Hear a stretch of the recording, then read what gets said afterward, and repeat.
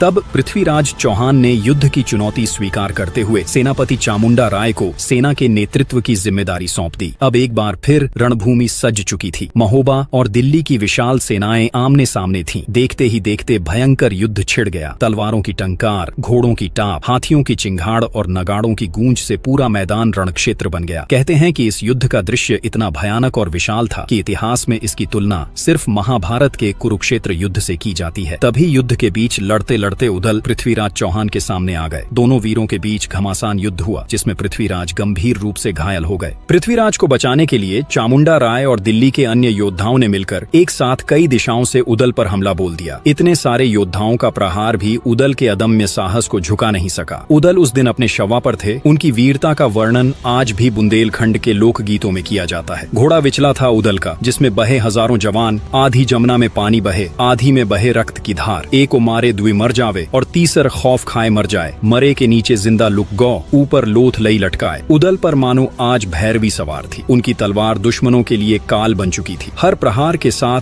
दिल्ली की सेना के हौसले चूर हो रहे थे। लेकिन उदल का यह रण केवल जीतने के लिए नहीं था। ऐसा प्रतीत हो रहा था मानो आज वे अपने प्राणों का बलिदान देने के लिए ही युद्ध भूमि में आए हों। उदल लगातार एक के बाद एक चामुंडा राय और उसके सैनिकों पर प्रहार करते जा रहे थे। उनकी वीरता से चामुंडा राय घबरा गया। उसने बदहवास होकर अपने हाथ का भाला उठाया और पूरी शक्ति के साथ उदल की ओर फेंक दिया। वह भाला सीधा उदल के सीने को चीरता हुआ भूमि में जा धंसा। उदल वहीं गिर पड़े और वीरगति को प्राप्त हो गए। उनके गिरते ही रणभूमि में एक पल को सन्नाटा छा गया। उदल की हालत देखकर ब्रह्मा भौंचक के रह गए। इस मौके का फायदा उठाते हुए चामुंडा राय ने ब्रह्मा पर तलवार से वार कर दिया। ब्रह्मा ने घायल अवस्था में भी साहस नहीं छोड़ा। वे अंत समय तक लड़ते रहे और मरने से पहले दिल्ली के कई वीर योद्धाओं को धराशायी कर दिया। लेकिन अंततः ब्रह्मा भी वीरगति को प्राप्त हुए। उस दिन रणभूमि में उदल और ब्रह्मा के बलिदान ने इतिहास में ऐसी अमिट छाप छोड़ी जिसे पीढ़ियां आज भी याद करती हैं। इसके बाद आल्हा ने चामुंडा राय पर आक्रमण करने के लिए प्रस्थान किया। रणभूमि में आल्हा की तलवार से दिल्ली की सेना के कई योद्धा मारे गए। एक के बाद एक दुश्मन